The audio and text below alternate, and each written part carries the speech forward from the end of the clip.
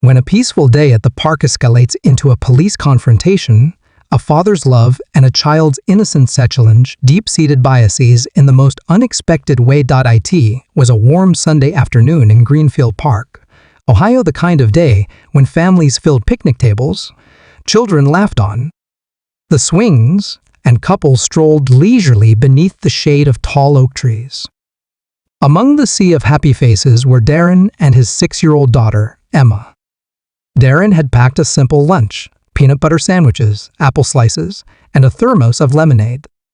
They sat on a faded blue blanket spread across the grass, laughing as Emma shared her plans for first grade. Darren was the kind of dad who always made time for the little things. His easy laugh and attentive nature made Emma feel like the most important person in the world. Today was no different. He playfully tugged on her tiny braid as she proudly displayed a wobbly tooth, her bright blue eyes sparkling with excitement. Not far away, an older woman sat alone on a bench, her gaze fixed on them. Darren noticed her briefly, but thought little of it. He was accustomed to the stares being a black father to a white daughter often drew attention. Sometimes the looks were warm and curious. Other times, like today, they carried a different undertone. Darren brushed it off, choosing instead to focus on Emma, who had just spotted the playground. "Can I go?" she asked, already halfway to her feet. "Go ahead, but stay where I can see you," Darren said with a chuckle. As Emma darted off, he leaned back, enjoying the moment, unaware that the woman on the bench had just dialed 911. Emma's laughter echoed across the playground as she climbed the jungle gym. Her pink sneakers dangled as she swung from bar to bar. Darren's eyes never left her. His watchful gaze was steady but relaxed. He was always vigilant, knowing the world wasn't always kind to families like theirs. The woman, meanwhile, ended her hushed conversation with the dispatcher. Lowering her phone, she pressed her lips into a thin line and rose from the bench. Her steps were deliberate as she approached the playground, her expression one Darren knew too well: suspicion disguised as concern. She stopped near the jungle gym, her voice cutting through the chatter of children. "Excuse me," she said, addressing Emma. "Where's your mommy?" Emma froze, gripping the metal bar tightly. "I'm here with my dad," she replied innocently, pointing toward Darren, who was already on his feet. Darren moved closer, his brow furrowing as he took in the scene. "Is there a problem?" he asked, his tone calm but firm. The woman turned to him, her eyes scanning him with barely concealed judgment. "I was just checking," she said, her voice dripping with condescension. "You don't look related." Darren exhaled deeply, a familiar weariness settling over him. His patience was wearing thin. "She's my daughter," Darren said plainly. Emma, sensing the tension, climbed down from the jungle gym and ran to his side, clutching his hand tightly. The woman didn't back down. "Well, you can't be too careful these days," she muttered, her eyes darting to Emma as if searching for signs of distress. Darren knelt to Emma's level, his voice soft and steady. "Why don't you grab your water bottle, sweetheart?" "I'll be right here." Emma nodded, though her small face was troubled, and walked back to their blanket. The woman crossed her arms, her stance confrontational. "You can understand why this looks unusual," she said, lowering her voice to a whisper. "A man like you with a child like her."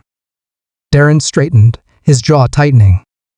"A father spending time with his daughter shouldn't look unusual," he replied evenly, refusing to let her words unnerve him. Before the conversation could continue, the sound of sirens pierced the park's usual hum. Darren's heart sank. The woman's eyes flicked toward the parking lot, a faint glimmer of satisfaction crossing her face. Darren knew this was just the beginning. He had to stay calm for Emma's sake.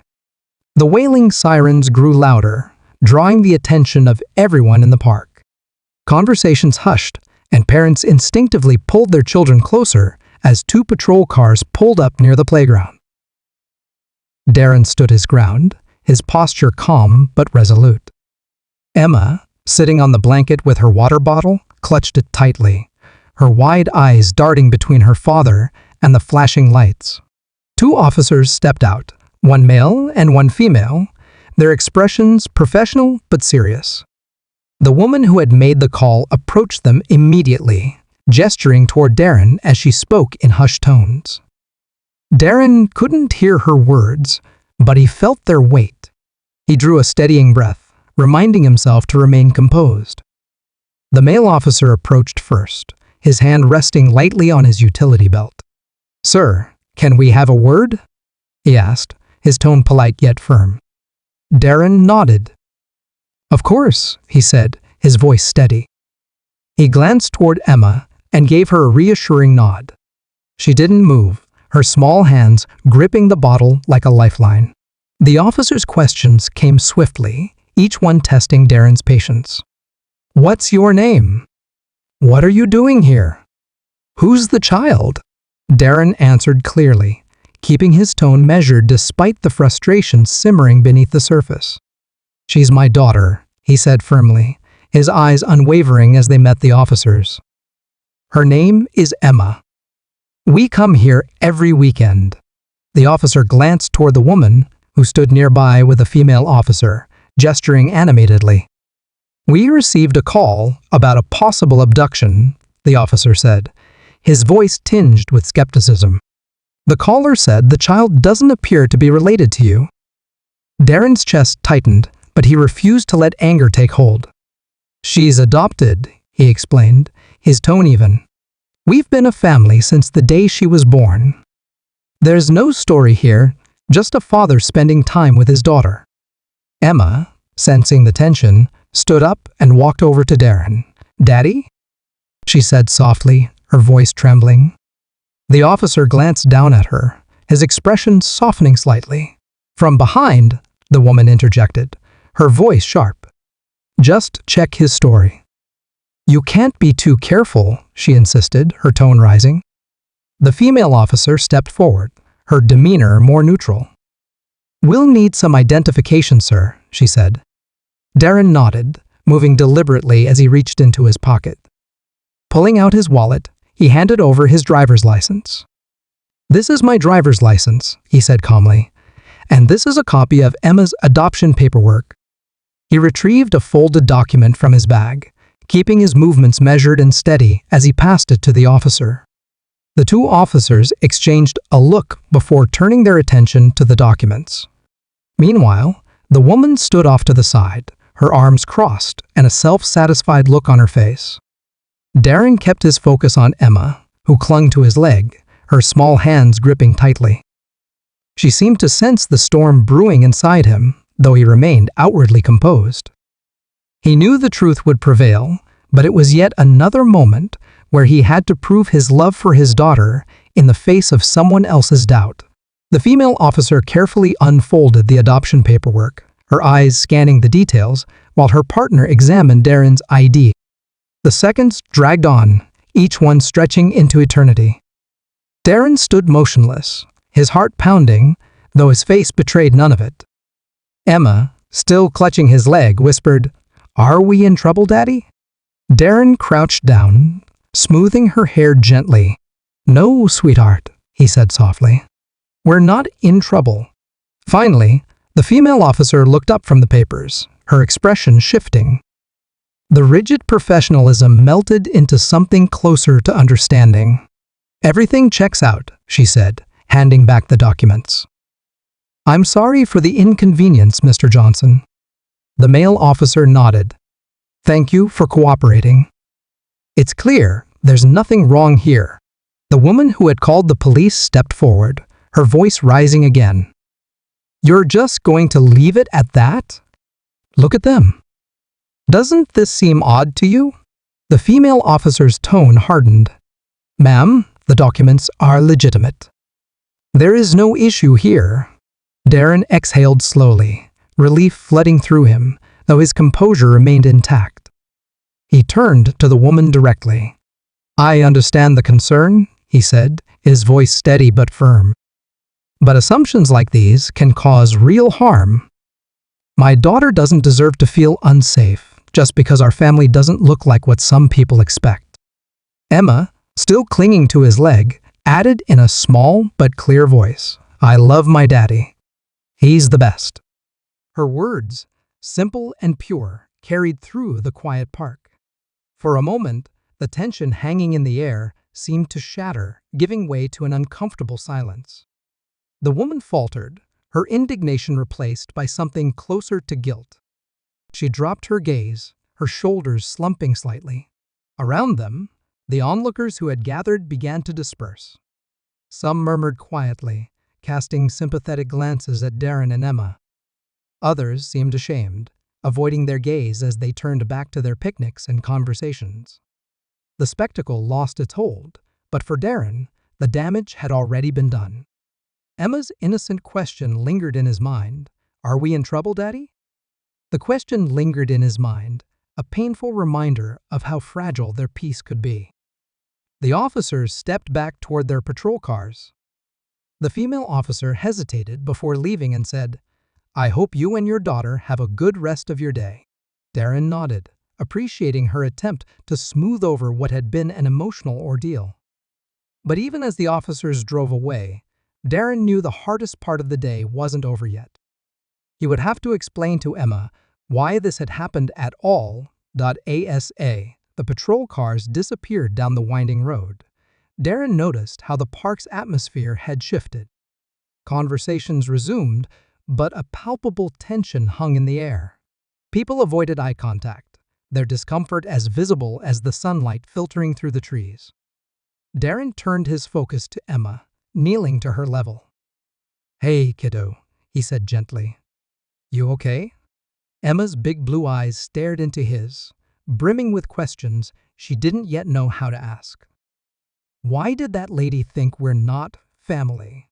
she whispered, her small hands twisting the fabric of her shirt. Darren paused, choosing his words carefully. "Sometimes people don't understand things that are different," he explained. "But being different doesn't mean something's wrong. We know we're family, and that's what matters."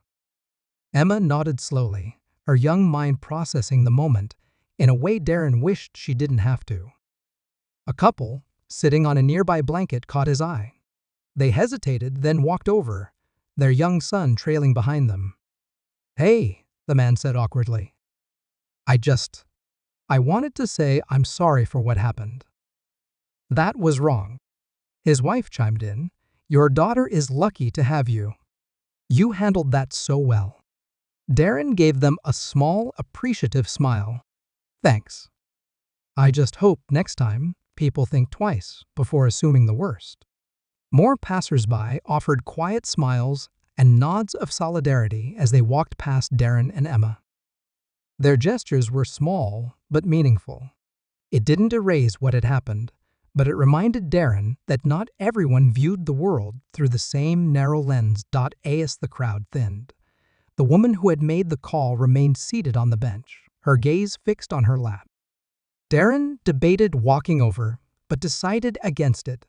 Her regret was evident, and any conversation now felt unnecessary. "Daddy," Emma said, tugging on his sleeve, "can we go home now?" "Of course, sweetheart," he replied, gathering their things. He placed a hand on her shoulder as they walked toward the car, feeling the weight of the day, but also the strength that came from being her father. As they left the park, Darren resolved to use this moment not as a source of anger, but as a way to teach Emma and others that love and understanding could overcome even the deepest biases. The drive home was quiet. Emma stared out the window, lost in thought. Darren glanced at her in the rearview mirror, wondering how to explain something so complicated to someone so young. He decided to keep it simple. "Emma," he began, breaking the silence, "remember how we talked about kindness? How it's important to treat people with love, even if they don't always do the same." She nodded, still gazing out at the passing trees. "Like when you said that being nice makes the world better?" "That's right," Darren said. "Today, that lady didn't understand us, and she made a mistake. But we don't have to let her mistake define how we feel about our family." Emma turned to him, her little voice steady. "I love our family.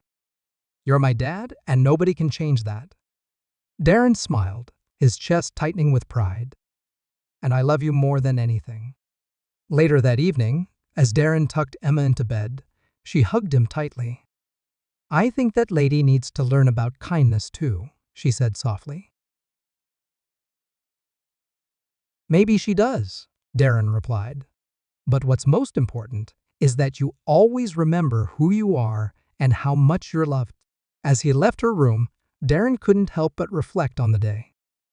It had been painful, yes, but it was also an opportunity to teach Emma about the strength of their bond and the importance of compassion, even in the face of ignorance. The next weekend, Darren and Emma returned to the park, their favorite blue blanket in tow. This time, they were met with smiles from familiar faces, some from the week before. The world hadn't changed overnight, but small gestures reminded Darren that progress, however slow, was still possible. Because every moment of understanding, every act of kindness, plants a seed that can grow into something greater. And as Darren watched Emma laugh on the swings, he knew those seeds started with families like theirs.